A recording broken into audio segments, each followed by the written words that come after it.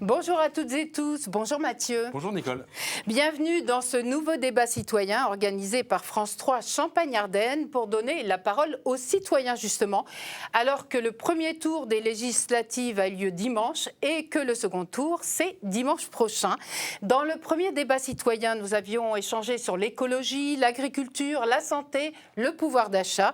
Pour ce second débat, nos invités aborderont d'autres thèmes. Ils vont nous dire leurs préoccupations du moment, leur nouvelle façon de travailler, les attentes du monde sportif également, mais aussi le rôle des professeurs des écoles, ou encore la situation des retraités, la place de la culture.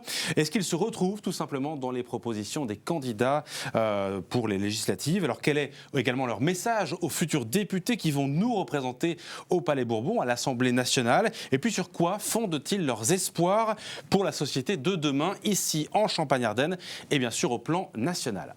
Alors sans plus tarder, nos invités en duplex de Charleville-Mézières, Lucas Toué. Bonjour, vous êtes responsable administratif et juridique du club de football de Sedan, le CSSA. Vous nous expliquerez les besoins du club pour l'équipe, pour son centre de formation. En duplex de notre bureau de l'Aube à Troyes, Sandrine Ferriot. Bonjour, vous êtes commerçante, vous tenez un atelier boutique de broderie à Troyes et vous travaillez notamment avec des entreprises locales. Sur notre plateau à Reims, Valérie Malteau, bonjour. Vous êtes retraitée depuis 2017. Vous étiez infirmière en bloc opératoire au CHU de Reims et vous devez vous occuper aujourd'hui avec votre frère de votre maman en perte d'autonomie. Vous nous raconterez vos difficultés. Laetitia Enos, vous êtes co-gérante d'un espace de coworking situé dans la Marne, à Jonchery-sur-Vesle exactement. Alors beaucoup de jeunes viennent chez vous depuis que c'est ouvert il y a un peu plus d'un mois pour travailler à distance ensemble. Nouvelle manière de travailler. Vous nous direz justement ce qui change aujourd'hui dans le rapport de la nouvelle génération au travail. Karine Fuselier, bonjour. Vous êtes professeure des écoles à Charleville-Mézières dans les Ardennes. Vous nous direz vos inquiétudes pour la rentrée et puis le rôle que doit jouer selon vous l'éducation. Et enfin, on est très heureux aussi de recevoir Gérard Lemarié. Bonjour, vous êtes philosophe, bien connu à Troyes et à Reims notamment pour différentes rencontres culturelles que vous avez organisées il n'y a pas si longtemps que ça. Vous êtes directeur artistique de Reims 2028. Et puis vous nous direz bien comment replacer la culture au centre de nos vies, au cœur de la société, de la vie quotidienne, pourquoi pas. Et je vous demanderai peut-être de nous parler un peu de l'épreuve de philosophie qui a lieu aujourd'hui pour les lycéens, que l'on salue d'ailleurs au passage. Et puis un petit mot sur les élections. Ce n'est pas un débat politique, mais difficile de ne pas revenir sur le premier tour des législatives qui a été marqué par la montée d'un vote radical, certains diront extrême, et ce chiffre qui interpelle, le taux d'abstention en Champagne-Ardenne est de 53%. Gérard Lemarié, vous qui êtes philosophe, une première appréciation sur cette abstention, qu'est-ce qu'il faut en comprendre ? Contrairement à tous ceux qui en ont parlé, moi je ne suis premièrement pas étonné, et puis vous allez être un peu surpris et surprise, je ne suis pas choqué. Je suis même plutôt satisfait de ce résultat, dans la mesure où j'ai toujours imaginé qu'un jour, le politique s'effacerait très légèrement pour laisser la place aux citoyens, c'est-à-dire aux personnes capables de penser par eux-mêmes. Et je crois, en ayant beaucoup parlé avec des jeunes gens depuis quelques années, qu'ils en ont un petit peu assez de la politique telle qu'elle avait été pratiquée dans les années antérieures et qu'aujourd'hui, j'ai le sentiment qu'ils se prennent en charge. Donc moi, je suis plutôt pas satisfait parce que c'est très inquiétant, parce qu'en connexe, il y a la montée évidemment du Front National, mais je ne suis pas complètement, je dirais, catastrophé. Laetitia, vous hochez la tête ? Oui. Parce que vous le constatez également chez les jeunes que vous rencontrez. Tout à fait. En fait, les jeunes, ils n'ont pas du tout la même manière de fonctionner. Ils vivent pour eux, ils créent leurs propres entreprises, ils avancent pour eux et ils n'attendent pas que l'État soit là pour les aider. Donc, les politiques, c'est l'État. Donc, pour eux, voter, ça ne sert pas à grand-chose, en fait. Ils n'en voient pas l'intérêt. Ils ne pensent pas qu'il va y avoir quelque chose de concret qui va ressortir des élections, donc ils n'y vont pas. Sandrine Ferriot, vous êtes commerçante, vous êtes à Troyes, je le rappelle. Est-ce que vous, quand vous analysez ces scores, montée du Rassemblement national, des partis à l'extrême gauche, par exemple, est-ce que pour vous, c'est de la colère aussi, peut-être du monde du travail, des commerçants, des employés, ou comment vous la lisez, cette information-là ? Alors, je ne pense pas qu'il faut être aussi tranchant et radical. Je ne suis pas sûre que la montée de l'extrême droite ou d'autres extrêmes correspondent à la colère des commerçants ou autres artisans. Non, après, ce que je trouve, moi, dommage, c'est qu'il y ait autant d'abstention, alors que nous, en tant que commerçants, on a vécu ces dernières années beaucoup de manifestations, beaucoup de gens, a priori, qui étaient en colère et qui revendiquaient plein de choses. Et là, on leur donne la possibilité d'aller voter, justement, de choisir telle ou telle personne, quel que soit le parti. Et finalement, les gens ne vont pas voter. Donc voilà, je suis étonnée, enfin pas étonnée, mais en tout cas plutôt inquiète, parce que du coup, c'est bien joli de bloquer les centres-villes à longueur de semaines et d'années, comme on le vit depuis des années, depuis maintenant assez longtemps, avant Covid en tout cas. Et quand on leur demande ce qu'ils en pensent et comment, pour qui ils veulent voter, bah là, il n'y a plus personne. Donc voilà, donc je suis un peu interloquée. Karine Fuselier, vous rejoignez cette analyse, je vous vois hocher la tête vous aussi. Oui, vous êtes dans les Ardennes, où il y a eu beaucoup de mouvements des Gilets jaunes, beaucoup de protestations.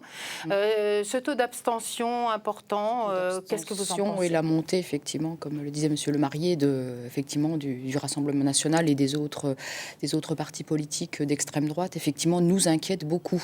Et nous, en tant qu'enseignants, peut-être au contraire de ce que disait Monsieur Lemarrier, c'est notre rôle, au contraire, que d'expliquer à nos élèves qu'il faut être citoyen, qu'il faut se projeter effectivement dans l'avenir et construire ensemble cet avenir. Donc nous, nos élèves, tant des écoles que des collèges et que des lycées, on travaille au contraire avec eux à essayer de construire un certain nombre de projets, de les faire réfléchir sur l'environnement, sur la nécessité, au contraire, de travailler ensemble pour essayer de construire l'avenir. Donc je comprends bien que, effectivement, les jeunes ne se retrouvent plus dans les politiques, les hommes politiques ou les politiques au sens large actuel, mais notre rôle à nous, en tout cas enseignants et peut-être même citoyens au sens large, c'est de leur faire comprendre au contraire que c'est par le vivre ensemble et par le fait d'être un citoyen à part entière que peut-être justement on pourra changer les choses dans notre société.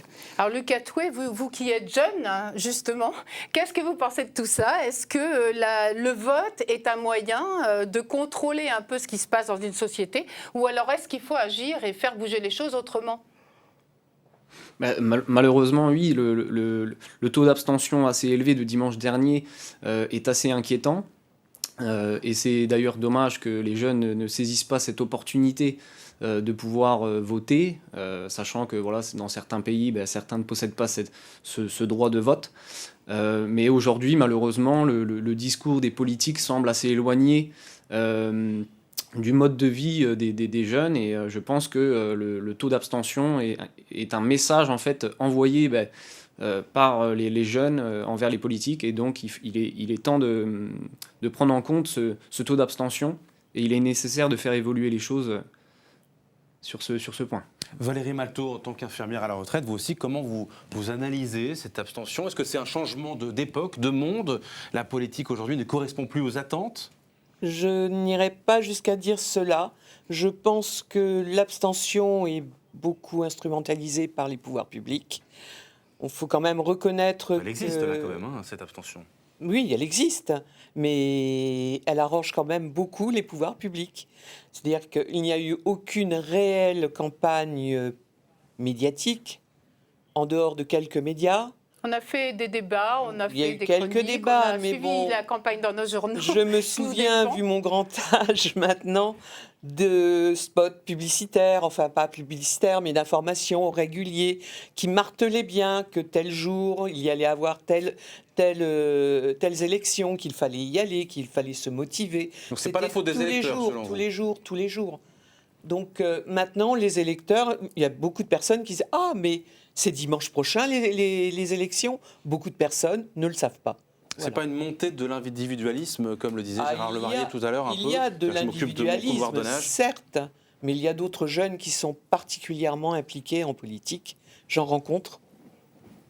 Alors évidemment, on peut évoquer les votes, le résultat du scrutin de dimanche dernier.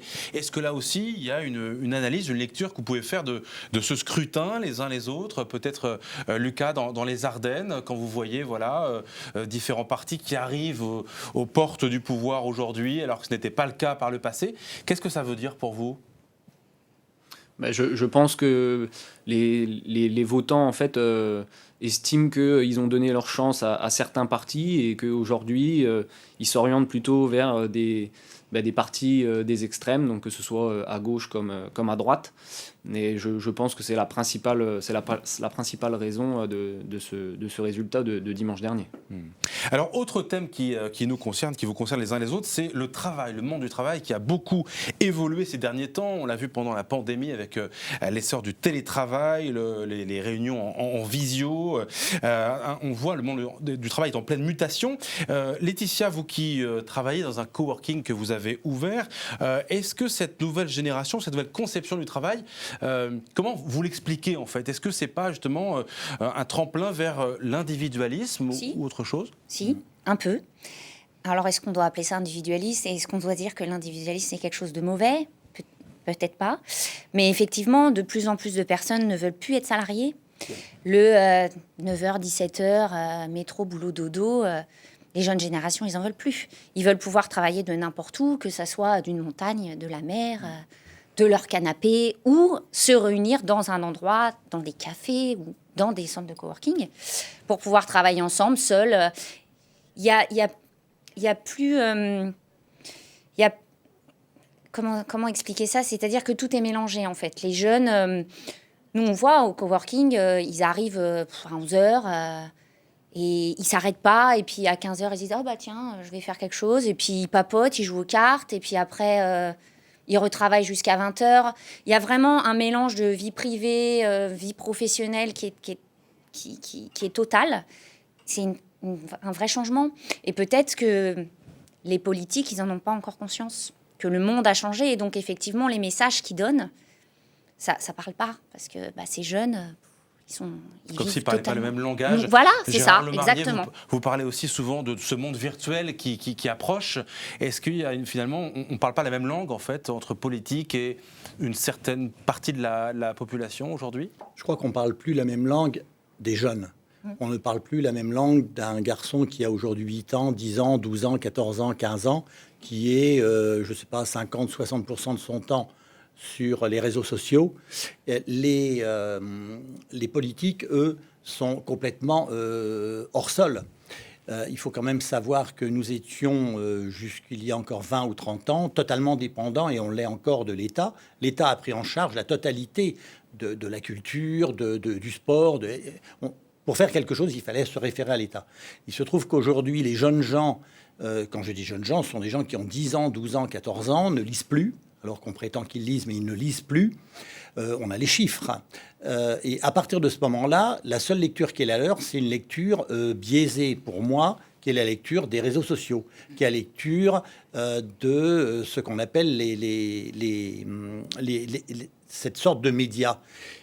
Alors, pour certains, c'est inquiétant, c'est-à-dire pour ceux qui ont notre âge, ça l'est, parce que nous, on est encore dans une idéologie où c'est nous qui construisons, c'est nous qui avons l'expérience, on va leur montrer, et on est face à des gens qui se moquent délibérément de cette expérience. Ce que vous voulez dire, c'est qu'il n'y a même pas un socle commun pour faire société. Il y a une fracture qui s'est opérée, et quand on leur dit « allez voter », moi, je sais que j'ai posé cette question parce que moi, je vote, parce que je suis de l'ancienne génération. Les gens ne savent même pas à qui attribuer un bulletin. Ils ne connaissent même pas le visage de la personne. C'est hallucinant. Mais en même temps, est-ce qu'il faut le déplorer ou est-ce qu'il faut s'en réjouir?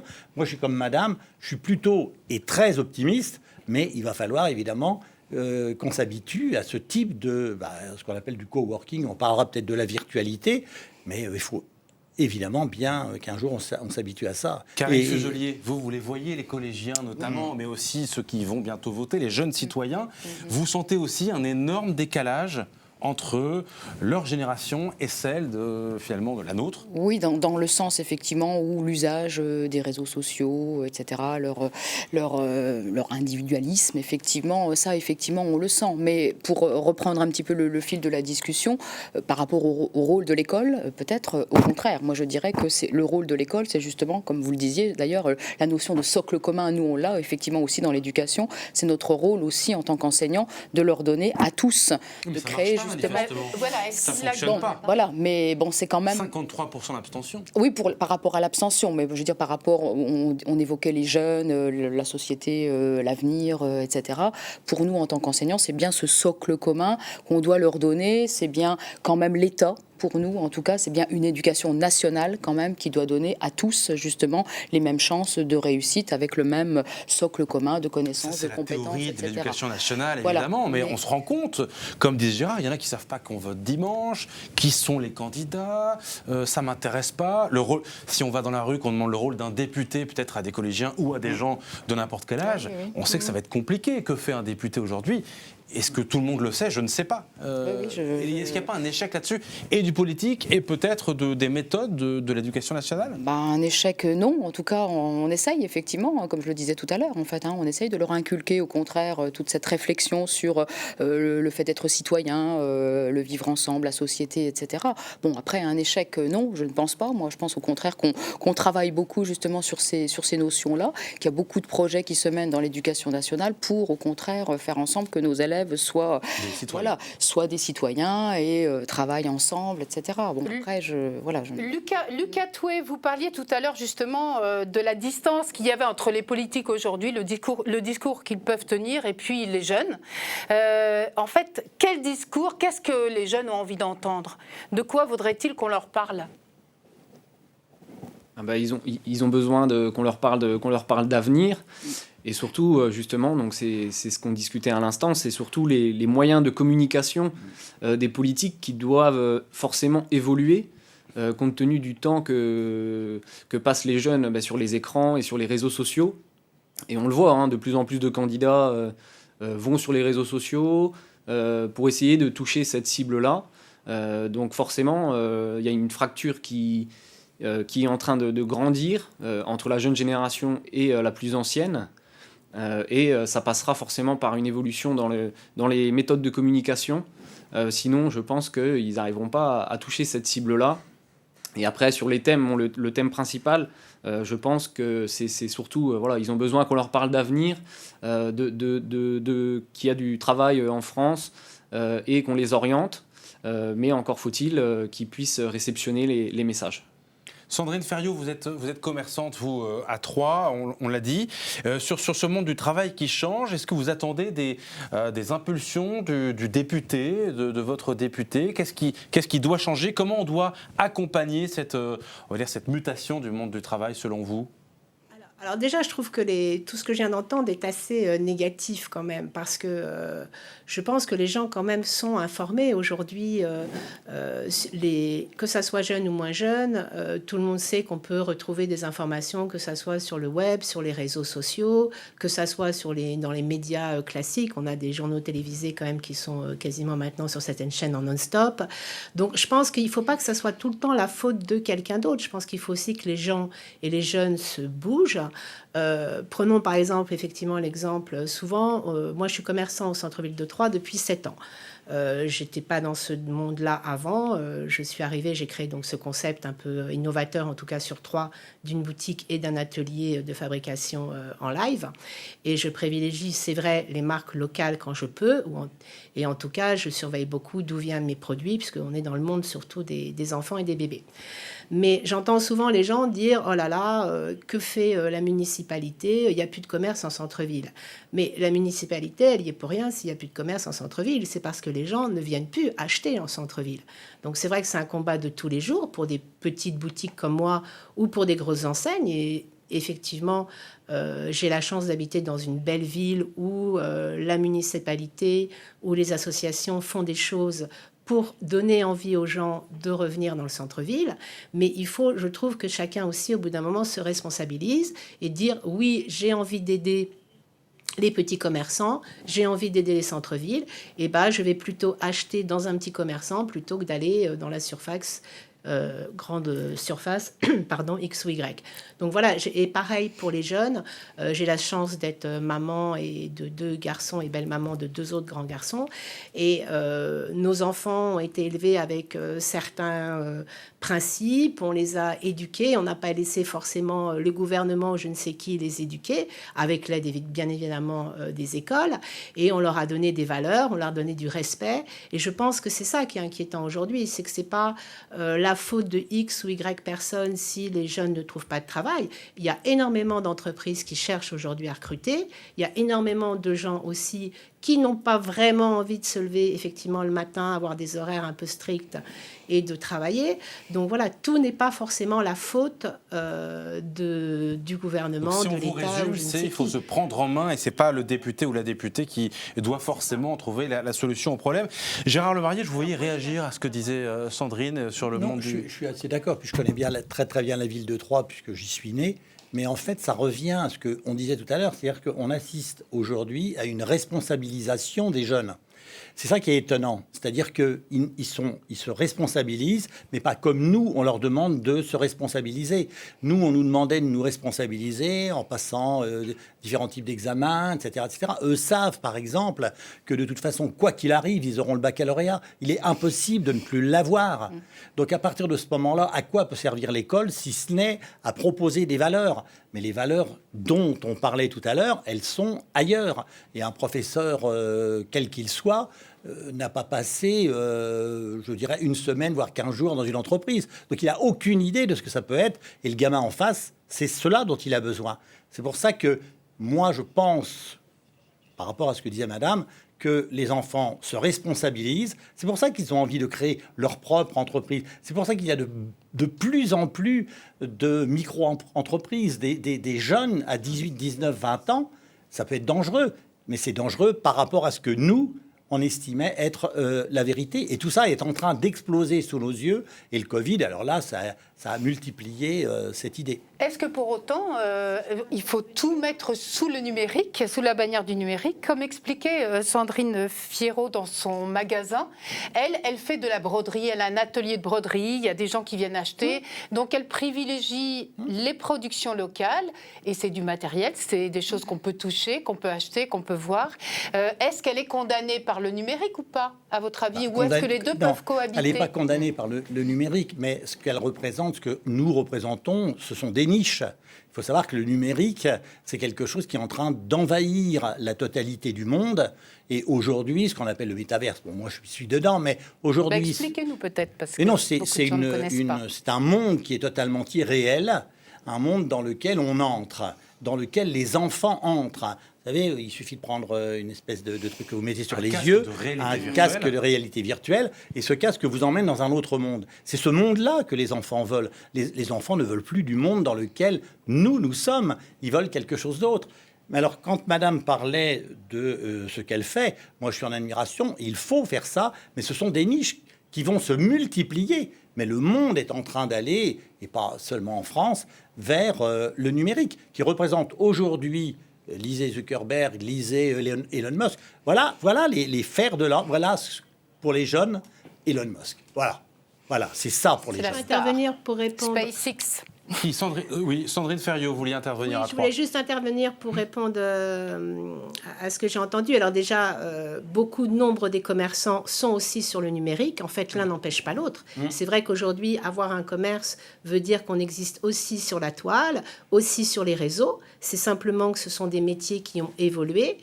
Pour en revenir par rapport aux jeunes, aujourd'hui, il y a quelque chose qui existe et qui se développe, qui est l'apprentissage. Moi, j'accueille depuis maintenant 1 an, grâce aux aides d'ailleurs qui ont été mises en place pour les sociétés, des apprentis. L'apprentissage peut permettre justement à un jeune qui se cherche de savoir quel métier il peut faire plus tard, et ça peut permettre aussi de le former, ça vient en complément des écoles.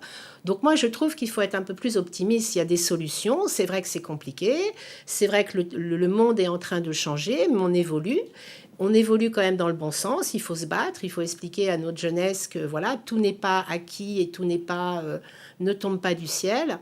Voilà, donc il y a plusieurs solutions. Et non, je ne pense pas que le numérique remplacera pas tout. Moi, j'ai beaucoup de jeunes clients, puisqu'on est dans le monde du bébé, donc ce sont des jeunes de 30-35 ans. C'est vrai que souvent, ils sont habitués à aller chercher sur le web le produit ou regarder un peu ce qui se fait ou le moins cher. Mais c'est vrai qu'ils aiment aussi beaucoup venir, le contact. Voilà, donc c'est simplement des habitudes qu'il va falloir donner aux gens et à la nouvelle génération. Je voudrais revenir juste sur l'éducation et sur l'enseignement. Karine Fuselier, vous, quand vous entendez aussi, alors à la fois Sandrine Ferriot, Gérard Lemarié, qui disent que c'est aussi le rôle des parents d'accompagner tout ça. Vous en pensez quoi? Il y a un problème d'éducation, d'enseignement, c'est quoi? Problème d'éducation, je ne sais pas, mais en tout cas, c'est vrai qu'il faudrait une meilleure collaboration effectivement entre l'éducation et les parents, effectivement, que l'on soit tous dans le même dans le même sens, la même ligne de mire, effectivement, par rapport à l'éducation, par rapport à l'orientation justement des élèves, effectivement. Bon, moi, de ce que j'ai entendu tout à l'heure, si je peux me permettre, bon, je suis un petit peu plus mesurée dans le sens où, bon, parce que peut-être je suis ardennaise et que je vis et que je côtoie effectivement beaucoup d'enfants ardennais, beaucoup de familles, on va dire, défavorisées. Je pense que le rôle de l'État, c'est quand même aussi de donner les moyens justement à tous et de permettre déjà d'avoir ce creuset qui permette ensuite à tous de peut-être se responsabiliser, de se prendre ensuite en charge, etc. De s'acheter un ordinateur. Voilà, parce que tout simplement. Voilà, j'avais le cas ce matin sans vous dévoiler effectivement voilà ce qui se passe peut-être dans mon établissement, mais des élèves effectivement n'ont pas ces moyens-là, nous les demande, l'établissement prête effectivement. Donc il faut aussi se dire que tout le monde n'est pas logé, on va dire, à la même enseigne, et que le rôle de l'État, c'est quand même bien, à la base en tout cas, de donner les moyens à tous pour ne pas creuser justement trop les inégalités. Et ensuite, Valérie Malton, vous avez vu manifester aux côtés des personnes retraitées pour revendiquer plus d'égards, si j'ose dire. Donc à la fois sur le pouvoir d'achat, plus d'intégration aussi à la vie de la société. Est-ce que vous avez l'impression que le développement du numérique laisse beaucoup de personnes retraitées sur le bord du chemin? Là, c'est évident, parce que bon, j'ai l'exemple, moi, de ma maman, qui a 87 ans, qui n'est pas née avec un ordinateur au bout des doigts. Ne serait-ce que pendant le Covid, si je n'avais pas été présente, elle n'aurait jamais été vaccinée, par exemple. Prendre rendez-vous pour se faire vacciner, c'était extrêmement compliqué. Sur les plateformes, effectivement, en ligne. Voilà, c'est rédhibitoire, quoi. Les impôts pour elle, si mon frère ne s'occupait pas de ses impôts, eh bien, elle serait totalement perdue. Toutes ces choses-là, c'est pour moi le tout numérique, ça met de côté beaucoup de personnes, et beaucoup de personnes même plus jeunes qui n'ont pas les moyens d'avoir des ordinateurs, qui n'ont pas les moyens de s'informer aussi toujours. Donc c'est un petit peu déséquilibrant au niveau de la société. Voilà. Ambivalent au niveau du constat. Lucas Toué, on va passer au sport et au milieu associatif. Alors Lucas Toué, Gérard Lemarié, vous êtes vous tous les deux responsables d'associations, en tout cas vous vous en occupez, dans le sport, la culture. Le sport et le milieu associatif en général forment un tissu social essentiel dans notre société et en Champagne-Ardenne en particulier. Comment se porte le CSSA de Sedan? Quelles sont vos attentes? Et puis, est-ce que cela passe par le politique? Alors forcément, oui, ça va passer par le politique sur certains sujets. Après, pour revenir rapidement sur la structure même du club sportif Sedan-Ardenne, du CSSA, il faut bien comprendre, donc il y a deux entités juridiques qui sont distinctes. Une société qui va gérer tout ce qui est équipe professionnelle avec des joueurs sous contrat de travail et donc avec une équipe en 3e division. Et de l'autre côté, une association à but non lucratif avec environ 400 licenciés et qui fonctionne comme une association classique. Donc pour les difficultés qu'on a rencontrées ces derniers temps, c'est comme dans tous les secteurs, on a vécu des moments difficiles avec la crise sanitaire. On a réussi plus ou moins à vivre une saison sans embûches pour la saison 2021-2022. Donc on a essayé de mettre des choses en place pour que l'activité se poursuive. Donc on avait baissé un petit peu les cotisations, pendant la crise sanitaire, on a essayé de maintenir le lien le plus possible avec nos licenciés, donc par des visios, par des appels téléphoniques, par des exercices à distance. Et sauf que les entreprises... Lucas, quel peut être le rôle du politique justement dans la vie associative et sportive? Qu'est-ce que vous attendez précisément du futur député qui sera élu dimanche dans ce secteur-là? Alors, le plus important, et je pense que ce sera un peu la même pour tous les domaines, ce qu'on a besoin actuellement, c'est de l'écoute et de la proximité. Aujourd'hui, on a besoin d'avoir des élus qui nous écoutent, qu'on puisse les contacter, les rencontrer, parce que je parlais de la crise sanitaire et c'est pour ça que je voulais en venir à ce propos, c'est que en fait, les entreprises ont vécu aussi des moments difficiles. Et du coup, il y a eu beaucoup moins de sponsoring et de mécénat sur les associations. Et donc, les finances ont mal vécu cette situation. Et on essaye même, je crois, de relancer Lucas, que certaines aides, même financières aux entreprises, aux associations, ont été baissées par les villes parce qu'il y avait des problèmes d'argent. Oui, c'est ça. C'est ça. Et nous, on essaye en fait de créer de nouveaux projets, de lancer de nouvelles initiatives, mais on a besoin d'être soutenus, de pouvoir rentrer en contact avec nos élus pour être accompagnés et mettre certaines choses en place pour relancer l'activité associative. Alors, l'image d'une ville, elle repose justement aussi sur son club de foot. Oui, tout à fait. Le CSSA reste une image de marque dans les Ardennes. Hein. C'est vrai que quand on parle de Sedan à l'extérieur du département, on parle souvent du CSSA ou du Château Fort de Sedan. Donc nous, on essaye de valoriser cette image et on essaye de multiplier les projets et les initiatives dans différents domaines. Donc, comme on le disait tout à l'heure, grâce aux aides au niveau des apprentis, on a pris pas mal d'apprentis, on a essayé de recruter, de former des gens. Quand on parle du numérique, on essaye de lancer justement une plateforme e-sport, parce qu'aujourd'hui c'est en plein développement, mais nous ce qu'on souhaite faire avec le e-sport, c'est que ce ne soit pas une pratique qui ne soit pas encadrée.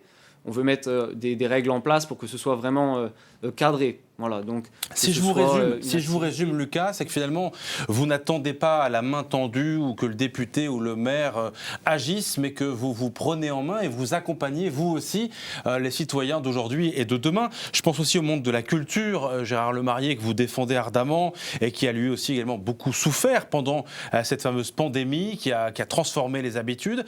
Il y a aussi le sujet du bac aujourd'hui, les pratiques artistiques transforment-elles le monde? Comment le monde de la culture, lui, aujourd'hui, peut justement accompagner peut-être le lien social, la citoyenneté? Est-ce qu'il a un rôle à jouer, lui aussi, dans cette transformation dont on parle depuis le début de l'émission? Moi, en venant là, je ne m'attendais pas du tout à ce que vous posiez ces questions-là, qui sont des questions essentielles.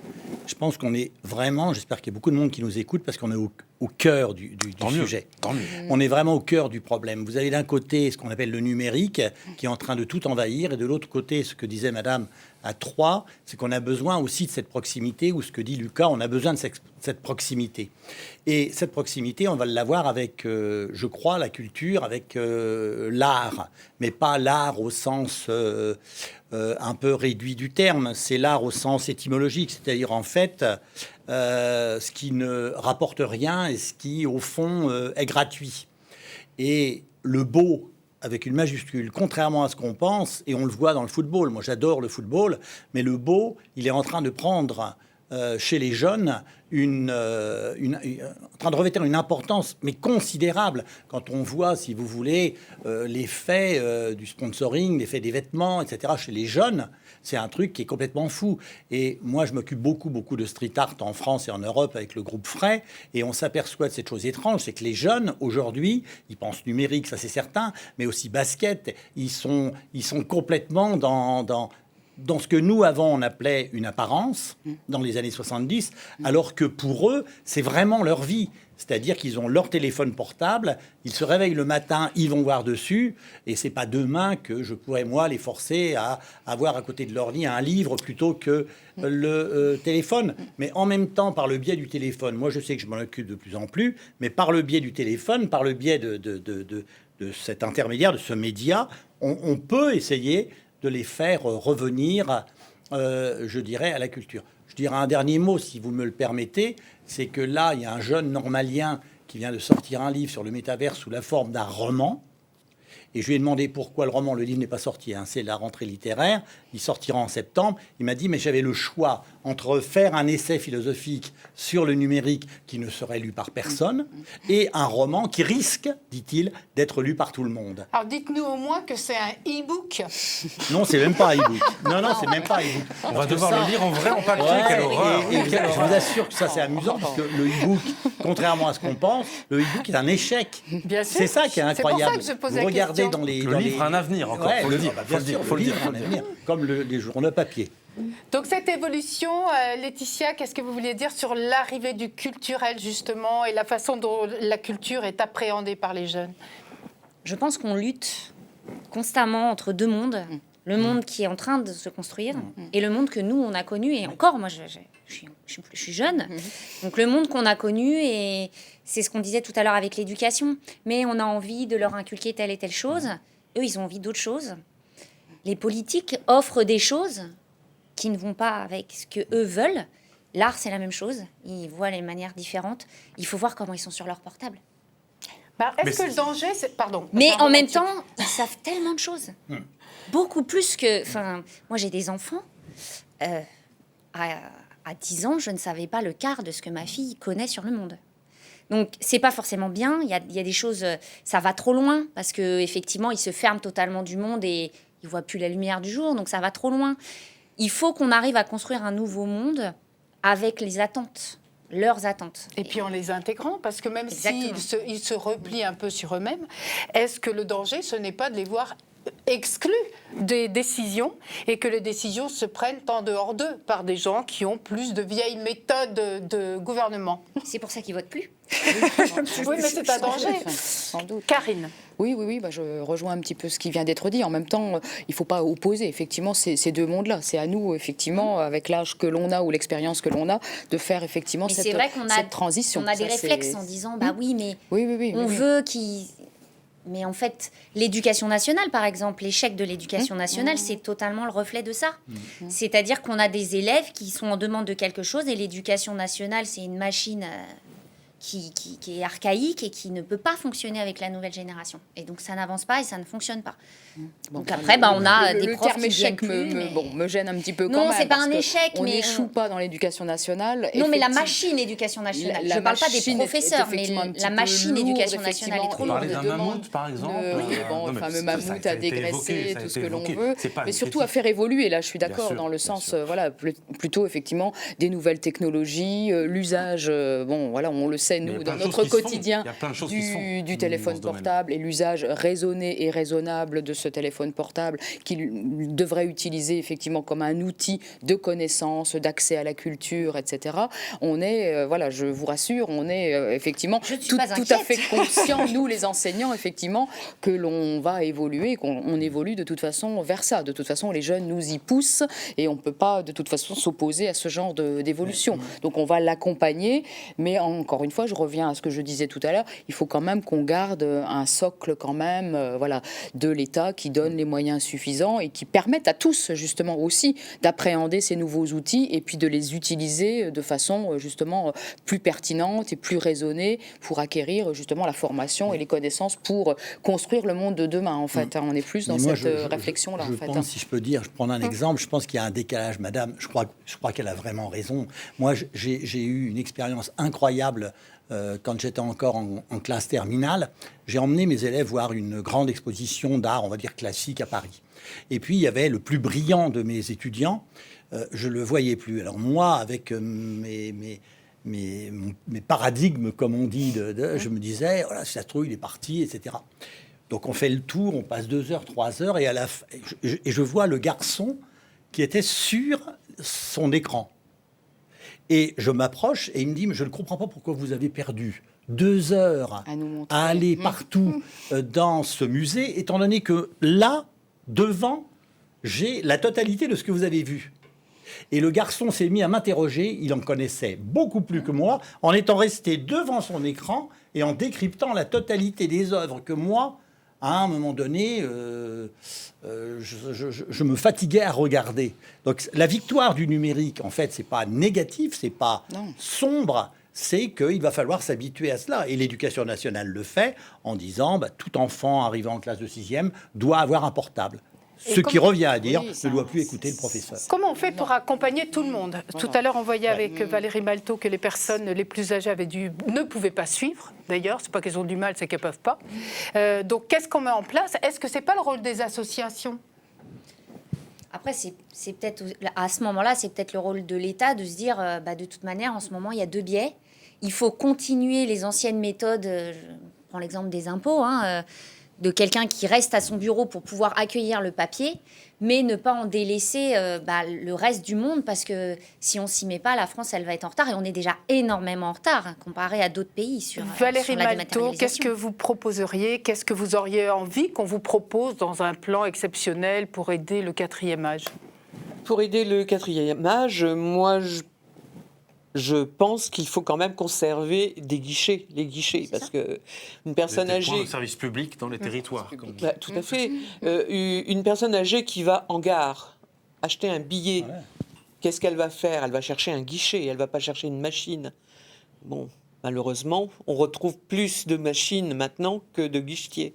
Malheureusement, ils sont complètement perdus. Ne leur demandez pas de prendre un billet de train sur Internet ou autre.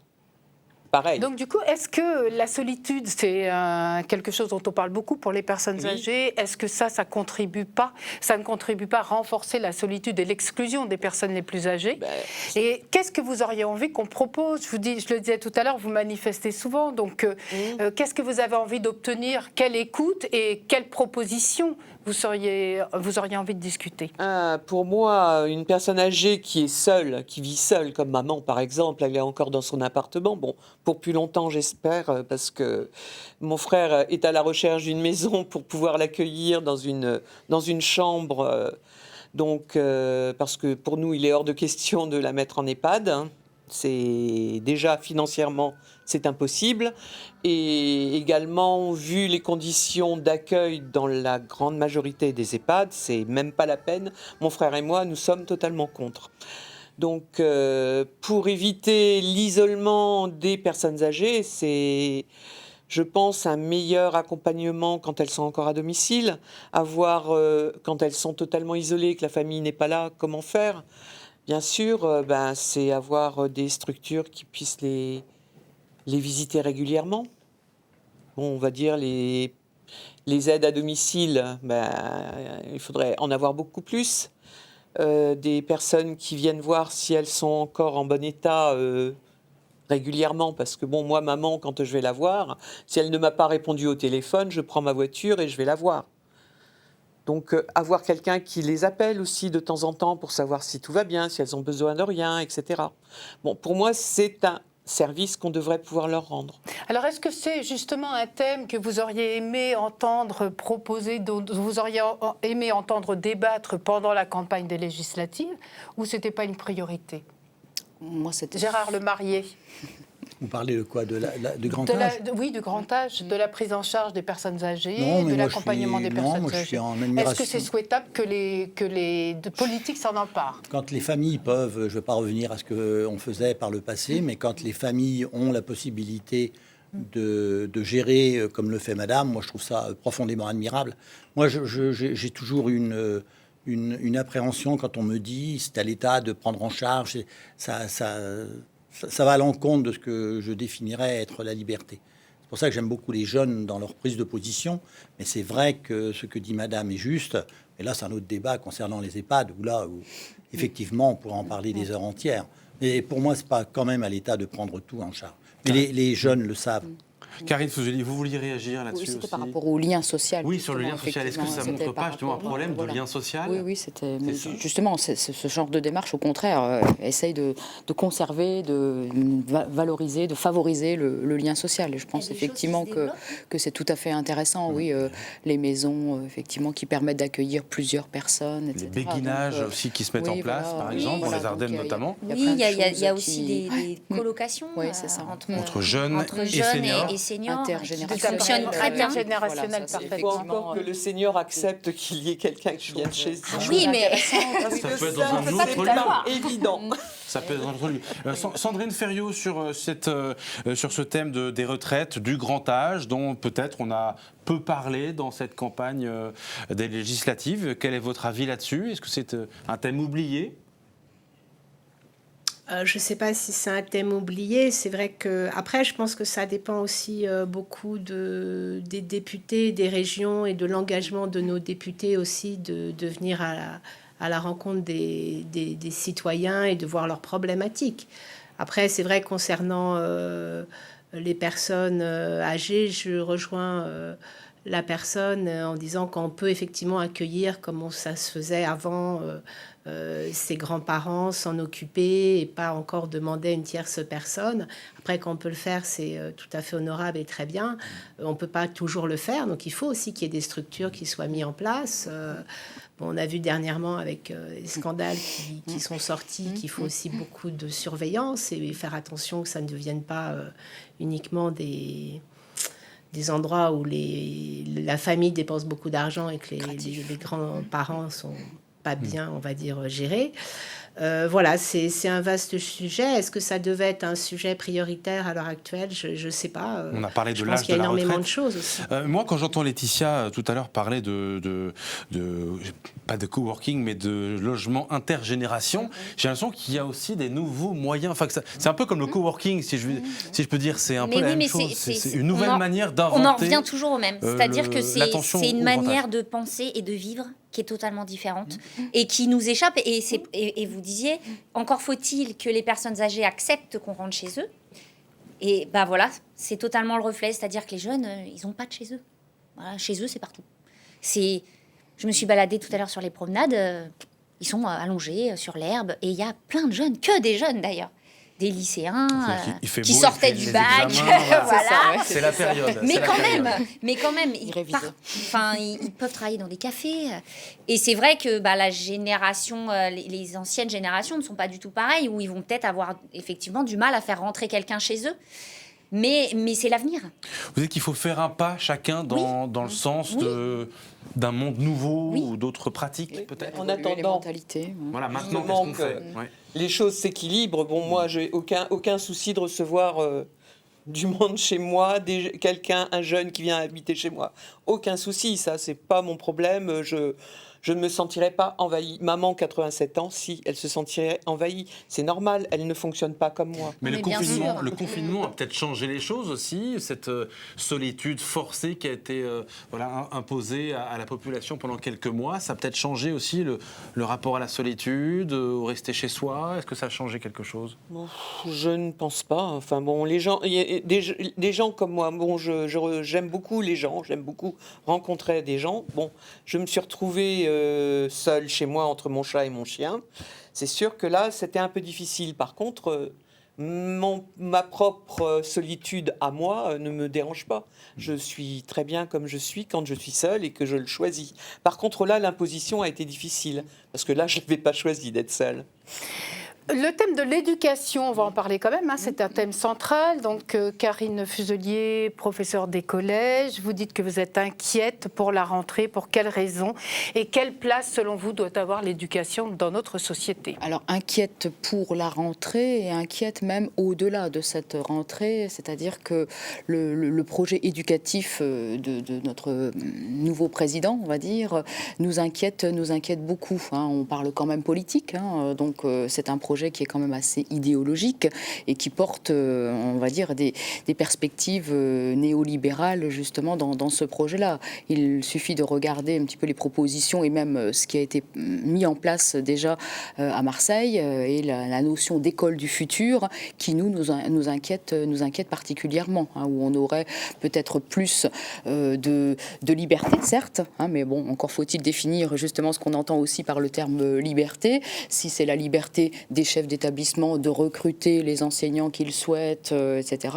Ça ne peut pas nous convenir, parce que nous, on voit derrière ça, au contraire, des inégalités qui risquent et qui vont certainement se creuser. Donc, le projet éducatif tel qu'il se dessine, nous inquiète beaucoup. Le job dating pour recruter des professeurs. Alors justement, voilà, c'est ce que j'avais aussi, effectivement. Le job dating aussi, particulièrement. L'éducation, comme on l'a dit tout à l'heure, avec des regards différents. Bon, moi, évidemment, je suis dedans depuis 35 ans, donc j'ai un regard peut-être un petit peu trop, peut-être justement, de l'intérieur. C'est intéressant d'avoir les regards de l'extérieur, mais je pense qu'on ne peut pas considérer comme ça qu'on puisse recruter un enseignant au bout de quelques minutes sur un simple coup de fil ou sur un entretien de 15 minutes sous la forme effectivement d'un job dating. Ce qui va se passer dans le département des Ardennes, ce qui commence d'ailleurs. Tout à fait, mais parce qu'on ne trouve pas suffisamment de candidats. Alors pourquoi cette crise des vocations à votre avis ? Parce que les conditions de travail, parce que les salaires, parce que le métier, justement la perte de sens du métier. Bon, moi je pourrais vous en parler des heures, effectivement. Après 35 ans,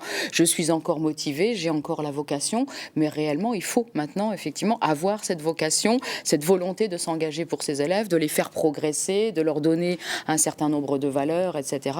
Les jeunes aujourd'hui ne se destinent plus effectivement au métier de l'enseignement pour toutes ces raisons-là. Laetitia Hainaut, je crois que vous êtes concernée aussi dans votre famille par quelqu'un qui a quitté le monde de l'enseignement, on ne pas le nommer. Qui est un ancien collègue. On sait qu'il nous regarde. Pourquoi il a quitté ? Comment vous comprenez cette désaffection par le... pourquoi il a quitté ? Il a été 20 ans prof de PS et effectivement, il n'en pouvait plus. Non, il adore son métier, il aime enseigner, il aime le PS, il aime les enfants, il aime transmettre, mais il ne... En fait, tout à l'heure, quand j'ai dit il ne pouvait plus de l'éducation nationale, de la machine administrative et de la différence entre l'attente des élèves et ce que le pouvoir demande. Une incompréhension, c'est pas le même monde, c'est pas le même âge, et ça n'avance pas. Et du coup, on a l'impression il avait l'impression de ramer tout le temps, de faire les choses dans le vide et que ça n'avait pas de sens. Donc, travailler tous les jours sans sens, se lever le matin en ayant la boule au ventre, en se disant...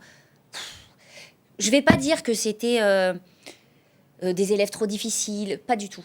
Non, je pense que c'était pas ça le problème. C'était vraiment la machine. C'est la machine. C'est le système.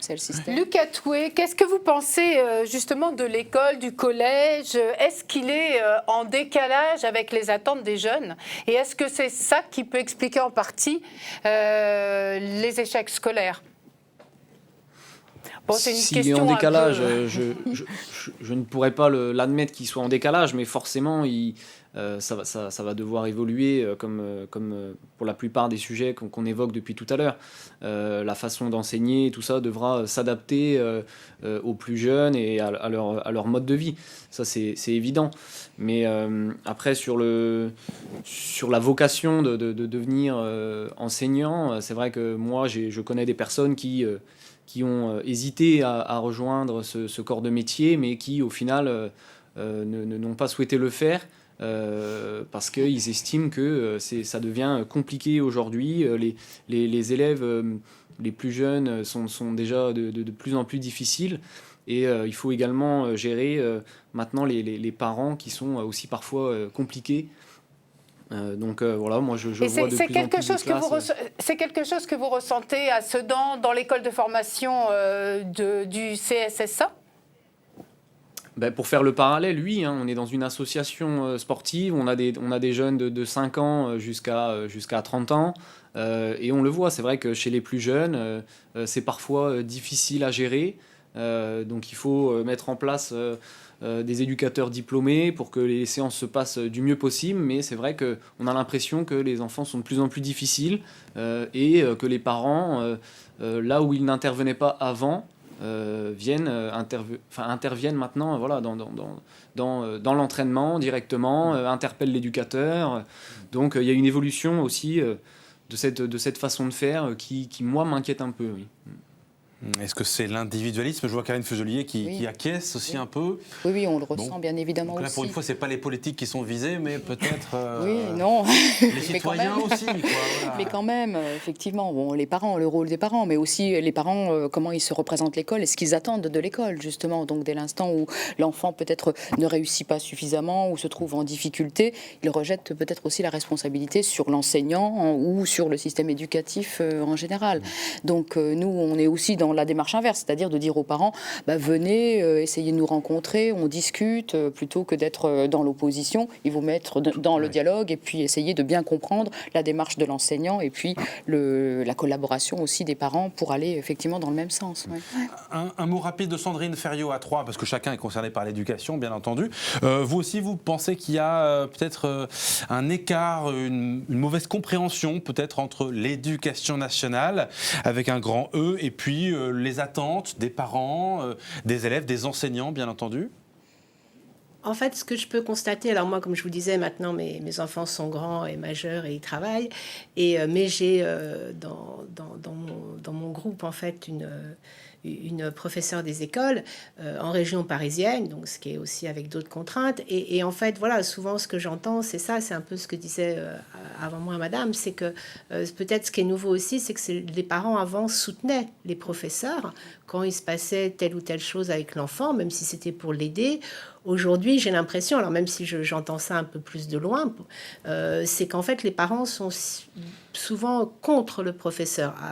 Alors je comprends qu'on protège ses enfants, mais effectivement, moi, il n'y a pas si longtemps, quand mes enfants étaient ados, s'il se passait quelque chose à l'école, j'avais plutôt tendance à croire le prof qu'à croire mes propres fils, parce que je savais qu'ils étaient jeunes et que voilà, ils pouvaient aussi faire des bêtises, ou en tout cas être pas complètement comment dire, très clair sur ce qui s'était passé. Aujourd'hui, j'ai l'impression qu'au contraire, c'est la faute du professeur et on incrimine l'école.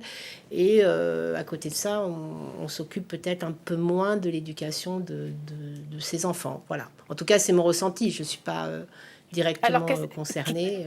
Qu'est-ce qu'il faudrait faire? Il faudrait de nouvelles lois, une nouvelle réforme? Enfin, les réformes, ça coûte cher en général au ministre de l'Éducation. Je ne sais pas si c'est forcément une nouvelle réforme. Est-ce que c'est peut-être plus soutenir en fait les professeurs? Est-ce que c'est peut-être pour ça que les jeunes n'ont plus envie trop forcément d'être profs, parce que peut-être qu'ils ont besoin d'être plus valorisés? Alors sûrement valorisés financièrement, ça c'est une évidence, mais aussi soutenus par leur ministère pour les aider quand il y a tel ou tel problème dans les écoles, ou même quand ça va bien.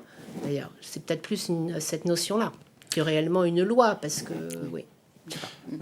Ce débat se touche à sa fin. Bien sûr, j'aimerais vous interroger, Gérard Lemarié, en tant que philosophe, sur la phrase justement qui a été posée à nos lycéens aujourd'hui et qui rejoint formidablement bien ce débat aujourd'hui. Est-ce que c'est à l'État de décider ce qui est juste? Vous avez 1 minute, mais simplement, est-ce que finalement l'État est-il finalement la baguette magique ou plus? Ou est-ce que ça a changé? Est-ce que je peux répondre en 1 seconde? Oui. La réponse est non, absolument non. Et j'aurais mis, à l'époque où je corrigeais encore le baccalauréat, 20 à celui qui m'aurait dit ça. Pour une raison très simple, cher monsieur, c'est que être juste n'a strictement rien à voir avec ce que l'État dit. Être juste, c'est de l'éthique. L'État propose une morale. L'éducation nationale propose une morale, mais c'est à chacun d'entre nous d'être juste. Donc c'est pas à l'État de me dire ce que j'ai à faire pour être juste, c'est à moi de le décider, donc c'est à moi d'être éthique. Merci beaucoup à toutes et tous d'avoir participé à ce débat que vous pouvez retrouver sur notre site internet france3.grandest.fr et y suivre également la campagne législative. Le 2e tour a lieu dimanche et France 3 Champagne-Ardenne sera présent avec une soirée spéciale de 19h à 23h. Bonne soirée à tous. Yeah.